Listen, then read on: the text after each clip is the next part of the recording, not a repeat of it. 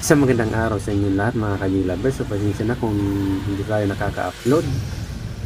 Bali, ito matagal na to sa cellphone ko. So hindi pa tayo pumapasok. So nakasave lang to. Matagal na to sa cellphone ko. Problem nito ay wala siyang power. So wala siyang clock dito. So hindi siya gumagana. Ika nga.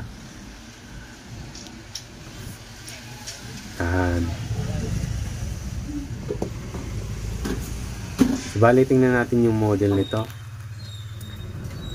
Ito yung kabitan ng speaker niya, parang pang home theater. Ito yung model niya, CL88 ng LG.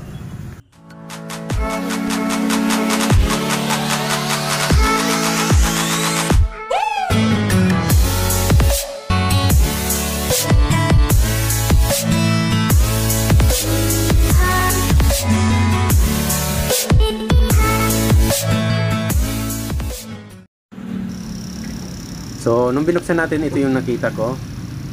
Ito yung power supply niya. Tapos yung main board, nandiyan na rin yung amplifier niya. And tapos yung sa control, so sa panel niya, nandiyan na rin sa control panel niya. So, ito yung supply na kailangan natin makita. Ito yung sa amplifier, ito yung sa sa ibang supply niya sa preamp, tapos sa panel o sa display niya, tapos sa IC, sa mga IC supply niya. So, matagal na pala to sa cellphone ko, naka-save lang, so hindi pa kasi tayo pumapasok. So ito lang muna yung i-upload natin. So tingnan nyo, wala siyang power kahit i-on natin, naka-plug in na yan. Nung tinest natin yung supply dito, kulang-kulang yung supply, so ika nga abnormal o missing voltage. Yan. So sa tingin ko, nalabas siguro yung voltage nito pag pinipindot na siguro. Sa tingin ko lang. Hindi ko kasi kabisado yung ganitong model. So pag-aayos nito. Pero nung tinis natin, wala siyang voltage out. Wala siyang voltage out. So nakita ko lang siguro dyan available na lumabas dyan. Yung 5 volts lang yata. May 5 volts yan. Nakita ko dyan. And so tinanggal ko to. Para, akala ko kasi para nagpo-protect lang. Akala ko nagpo-protect lang. Kaya tinanggal ko yung papuntang amplifier na supply. Ganun pa din. Yan, wala pa rin supply. Hindi pa rin siya gumagana. Kahit pindutin natin, ganun pa din. Hindi pa rin siya gumagana. Kaya tinanggal ko yung tinanggal ko na yung papuntang pinaka main amplifier na supply. So inisip ko kasi baka may problema yung amplifier, nagpo-protect siya. So wala naman, ganun pa din nung tinanggal ko, hindi pa rin siya gumagana. So missing voltage nga yung problema. So ginawa natin dito mga ka-G-Lovers ay yan, tinis ko muna siya. Kasi may nasukat ako ditong 5 volts. Sabi ko baka pwede pa tong magawa ng paraan kasi mahirap yung ayusin yung mga ganito.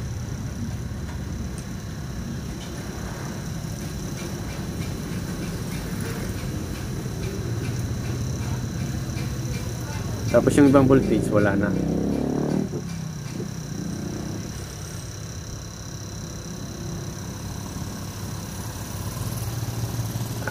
So yan o, 5 volts. So meron ako nakita ditong 5 volts. Tapos 13 volts.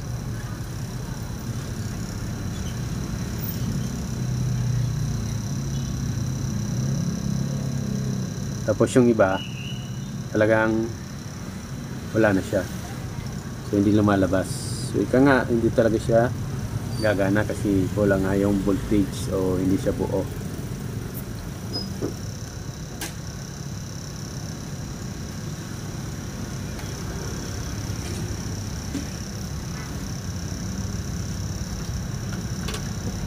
So ginawa natin, binaklas ko lang ng power supply board. Ito na siya. Yan. So nag-check ako dito ng mga diode, baka may shorted. Nung chinik ko naman, wala naman ako nakitang shorted mga ka-G-Lovers. So medyo pinahirapan tayo ng amplifier na to sa pag-ayos ito kasi ang hirap talaga pag mga ganito na. Yan. So kulang pa yung knowledge natin para mag-ayos ng ganito. So ginagawa na lang natin yung basic troubleshooting, yung pwede natin na pwedeng ma-check at yung pwede natin ma-test. So kaya basic troubleshooting ginawa ko dito. So tinest ko yung mga diode niya, mukhang okay naman siya, wala naman siyang shorted mga ka-J-lovers.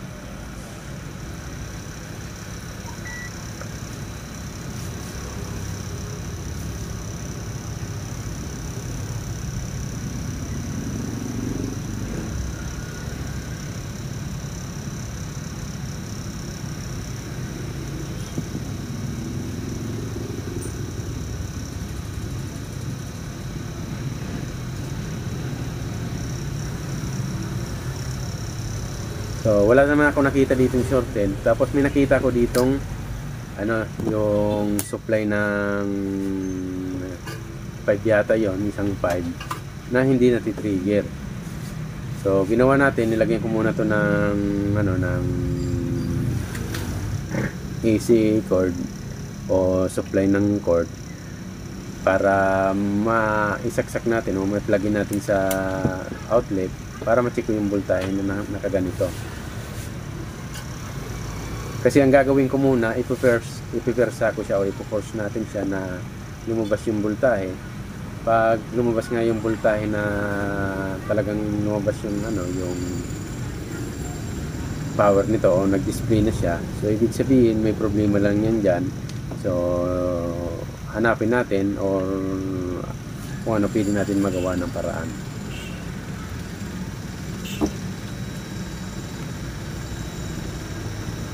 Yan, nilagay ko muna siya ng ano, ng yan, pang saksak.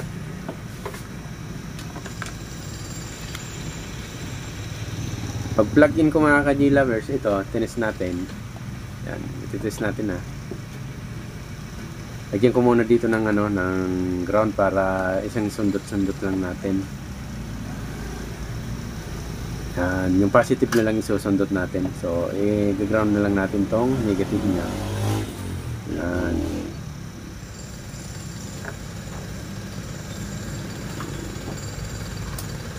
Tapos plug in. Pag test natin dito, meron tayong 8 volts negative.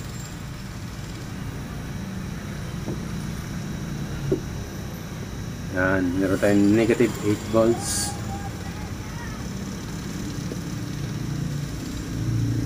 Tapos chinek pa natin yung ibang voltahe.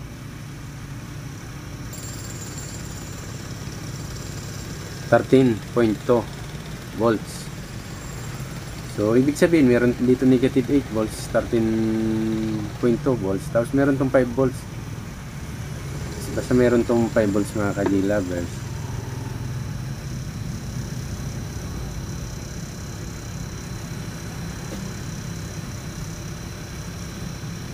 So dito sa may papuntang connection, wala na siyang voltaheng lumalabas. Yan o, yung 5 volts o, 5.1 volts. So meron tong 5.1 volts. Yan. Tapos yung ibang voltahe, wala na. So ito, may tinis ako dito ng transistor. So hindi na ti-trigger.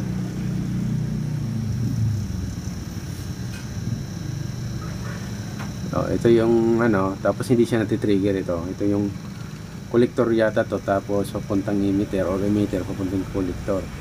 So hindi ko na pinansin kasi hindi ko na tinignan yung part number ng transistor. Basta hindi siya nati-trigger. Tapos yung base niya ganoon din, wala siyang base. So ang ginawa natin dito, pinersa ko siyang sinoplayan. So pinagdikit ko yung collector saka yung emitter muna para mapiresisang lumabas yung voltahe. Tapos yung tinest natin kung gagana na ba.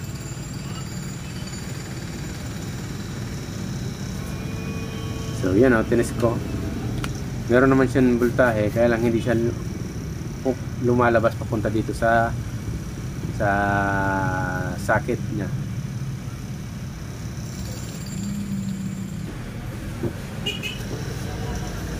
Bali, ito yung sinasabi ko sa inyo mga ka-G-Lover. So, ilapit ko, pakita ko sa inyo yung transistor na sinasabi ko sa inyo na hindi siya nag-switch on. Nasa ilalim yan. Yung tatlong paa na yan. Yung isa, dalawa, tatlo. Dito. And meron siyang 5 volts. Yan. Negative 5 volts.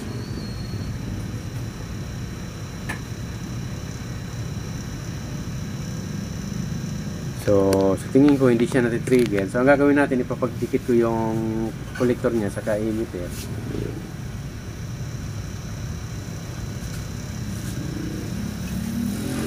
Okay. Tapos, itest natin mga ka-G-Lovers kung umabot na ba dun sa may sakit natin, itong connection natin. So, meron ng negative 5 volts. Diba? Nag-drop na yung 8 or 7 volts natin kanina na negative. So, try nga natin, testingin natin kung gagana na ba. Kasi meron na tayong negative 12 volts. Meron tayong 5 volts, positive 5 volts. So, ang wala dyan, sa tingin ko yung 12 volts. So, baka pag kinapit na natin yung ano nito, yung pinaka board niya, tapos pag pinindot natin yung switch, baka lumabas na yung 12 volts. Pero nung tinesting ko, hindi pa rin siya gumana mga ka-G-Lovers. So, ibig sabihin, kulang pa. Yan. Tinesting ko yan mga ka-G-Lovers. Tingnan nyo, hindi ko na ikakata para makita nyo na hindi siya gumana kahit sinort ko na yon. Pero meron na tayong out na negative 5 volts.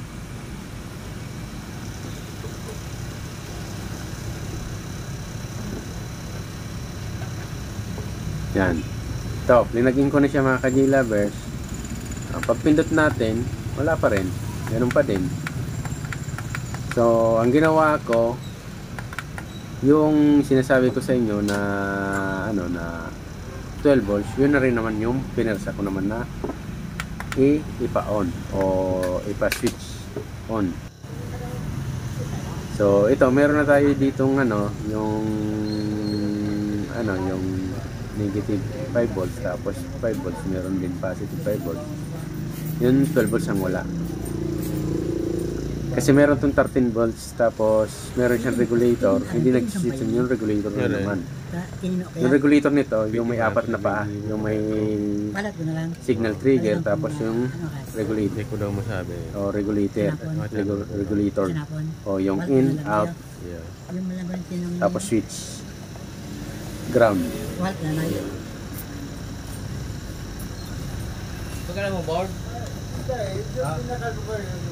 So, papakita ko sa inyo yung sinasabi ko sa inyo na parts na hindi siya nag-switch o hindi siya gumagana yung 12 volts regulator ito. TIA78R12P1. So, bali ito yung pin up niya. So, pin number 1, DC input, tapos pin number 2, DC output, tapos ground yung 3, tapos pin number 4 ay yung on and off control.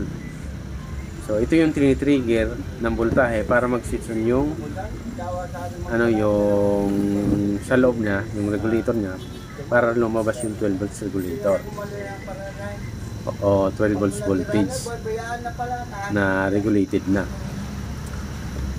Nung pag-test natin ito mga ka-G-Lovers, yan, trigger ko to kasi hindi nga gumagana. So, hinanap ko muna yung yung posibilidad na bakit hindi siya na on o hindi siya nag-switch on yung regulator natin, hindi siya nagana.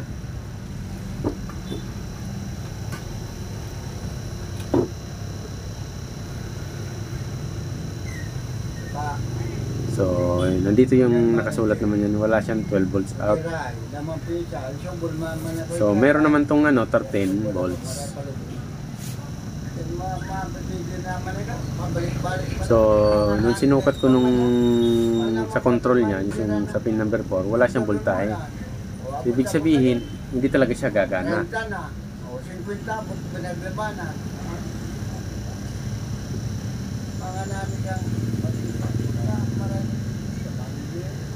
Kaya ang ginawa ko dito mga ka-G-Lovers, sinuplayan ko sa yung regulator mismo. Kumuha ko ng 5 volts, sinuplay ko dun sa pin number 4. So wala talaga siya. Wala siyang out. Ito yung in, meron siyang in. Wala siyang out. Tapos walang supply sa switch on control. Dapat meron yung 5 volts dyan sa pin number 4. So papunta sa dun sa mga dito sa mga maliliit na to na SMD. So may transistor dito na maliliit. Yan, ito 5 volts. Dapat mag-supply siya doon. Yan, mag-supply siya doon para gumana. So, ibig sabihin, hindi nasusupplyan yung pin number 4 ng 5 volts dahil dun sa transistor na yun na maliit, hindi siya nag-switch on. So, ang ginawa ko dito, tinisting ko muna siya na sinuplayan siya, pinirsa ko muna siyang sinuplayan.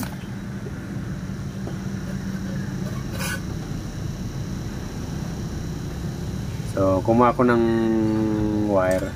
Yan, maliit lang. Kinuha ko dito sa may maliit na transistor na may 5 volts or 5.1. Sinuplay ko siya sa pin number 4. Pero nung pag-test ko, hindi pa rin siya gumana. Nag-drop yung voltahe. Napansin ko, parang nag-drop yung voltahe. Kaya napaisip ako, baka may problema dyan o baka may loose contact. Yan, test natin na mga ka-G-Lovers. Ito yung pin number 4. Nung pag-test ko, nag-drop yung voltahe, 1.1 na lang yung 5 volts. Yan. Hindi naman yata to sira yung regulator. Yan, meron siyang input na 13, wala siyang output. Tapos 1.1 na lang yung switch on control na sa pin number 4.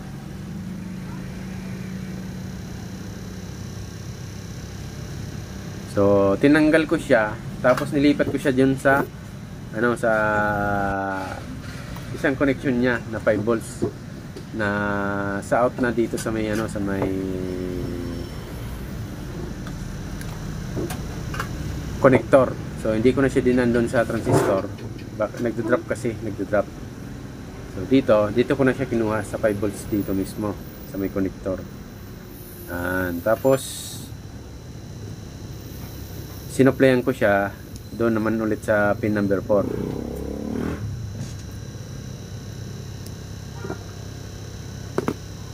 Yan.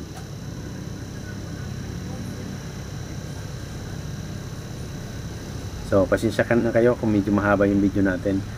So, basta ganito yung process yung ginawa ko bago ko siya napagana. Yan. Sinuplayan ko na yung pin number 4 ng 5 volts. So, hindi siya nag-drop, di ba?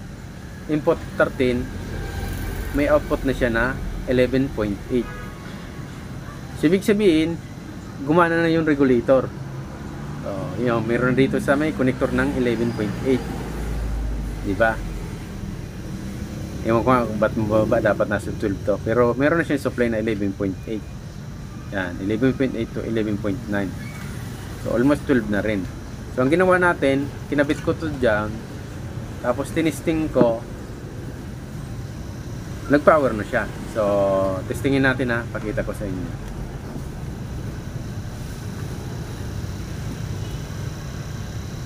Yan, tinanggal ko lang yung connection. Tapos, kinabit ko siya doon sa sa pinaka main amplifier niya. So, ito nakatanggal yung niya. Ito. Yung sa main amplifier. So, naka-ground na tayo. I-test natin yung supply. So, yan yung negative 5 volts. Meron yung positive 5 volts. Tapos 12 volts. Yung 12 volts ang nawala sa atin. Tapos negative 5 volts. So, ang ginawa natin, pinirsa natin siyang lumabas. Talagang pinirsa natin siyang lumabas. Yan. I-test natin mga ka-G-Lovers.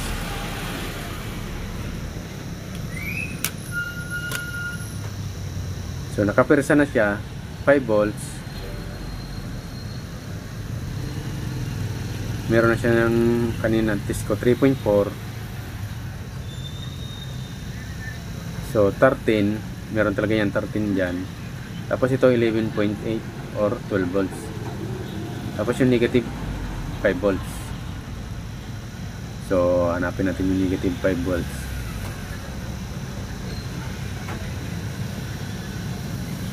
Yan, 5 volts. Tapos yung negative 5 volts hindi natin na hanap pa. Basta meron na yan negative 5 volts. So, hindi ko lang siguro na pakita pag test. Yung pag power on natin,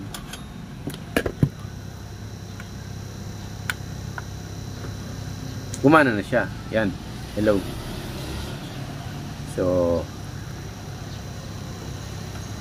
nag goodbye lang.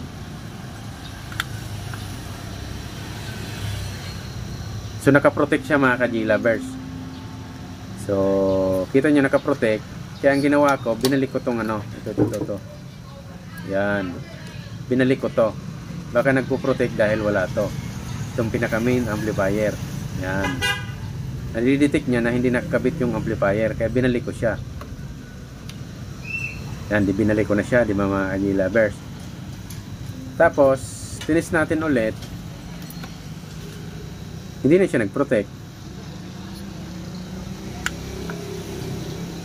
Hello. So kanita, pag hello niya, tapos naglabas yung volume, tapos goodbye, protect. Ito hindi na, Bluetooth ready na. Kita nyo. So dahil napalabas na natin, so ibig sabihin may problema talaga yung yung supply natin. Hindi naman pwede ito nakarekta lang. Kaya ang ginawa ko mga ka-G-lovers, sinolder ko to. Baka may problema lang sa solder. So basta nagbabasa na rin ito ng USB. So mamaya ko na lang yan papabasahin. Basta try na lang natin. Basta hindi na siya nagpo-protect. Try na lang natin siyang i-resolder. So dito mga ka-G-lovers, so yan, hanggang ngayon gumagana pa rin siya naman. So tatanggalin natin yung yung kinabit natin. So iisipin natin kung paano natin ito mapalabas, mapagana. Yan, tanggalin ko lang to Medyo matigas siya. Op. So isang kamay lang kasi gamit natin. Hawak ko yung cellphone natin ng isang kamay. So ito, tatanggalin natin tong mga ginamper natin. Ito. Yan, tanggalin natin yan. Itong nakasupply sa pin number 4, 5 volts. Tapos ito, tanggalin natin din yan. Tapos yan, tanggalin natin yan. So ang gagawin ko, dahil hindi siya nati-trigger, i-resolder ko dun sa may mga maliit na SMD. So dito siya mga ka-G-lovers, yan, tanggalin lang natin. Tinanggal ko na, di ba? Tinanggal na natin.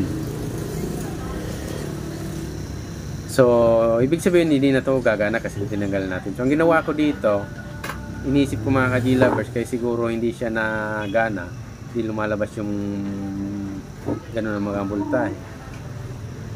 Ang ginawa ko, ni-resolder ko siya. Yung mga nagtitrigger dun sa regulator, yun, ni-resolder natin.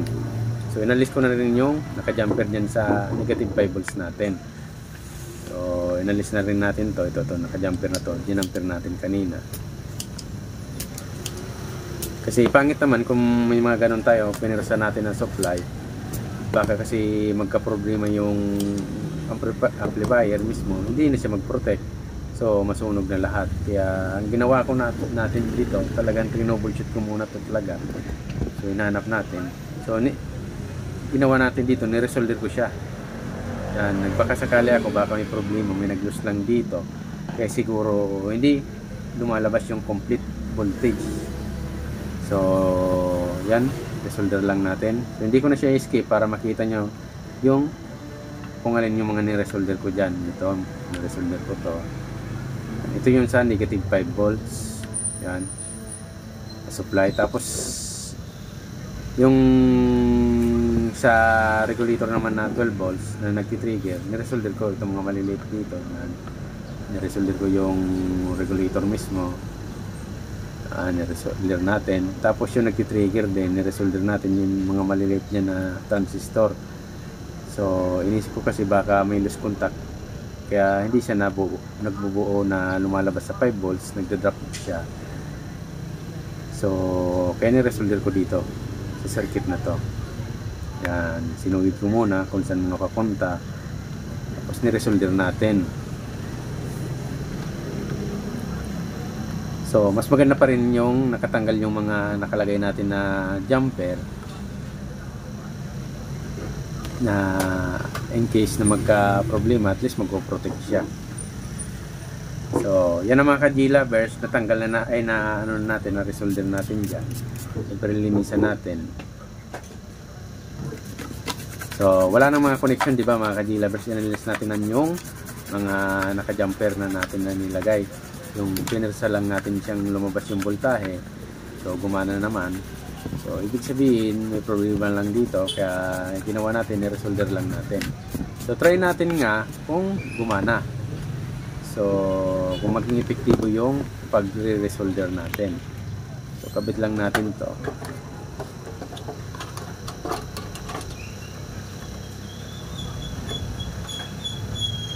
So, dahil hindi dinala yung speaker nito, so ipipersa na lang natin siyang sundutin pag napaganan natin to.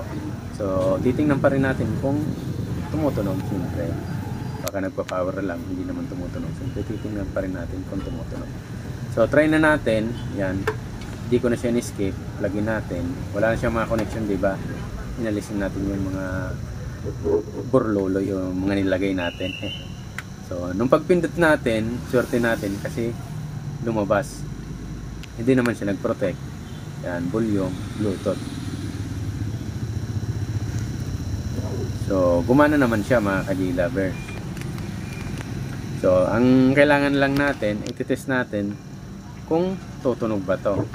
So, ang ginawa ko nga, pinatagal ko muna baka mag-shutdown o mag-protect. Hindi naman siya nag-protect na. Yan, kita nyo hindi na siya nagpo-protect, diba? So, ang problemahin na lang natin yung audio niya. Dapat mapatunog natin yung audio niya. Kaya lang, ang problema ng ano natin dito, ito sa speaker, ay wala tayong plug. So, sundutin na lang natin siya.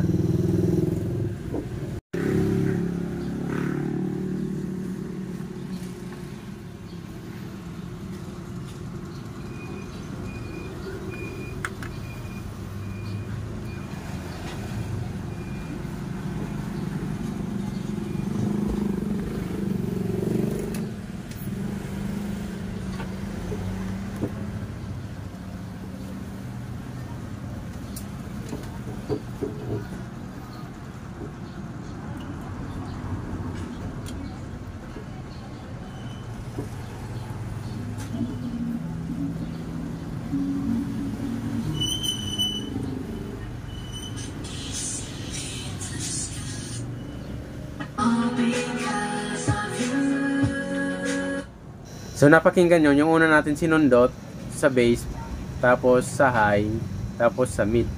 So, kanina puro lagabog, tapos sa high, ano siya,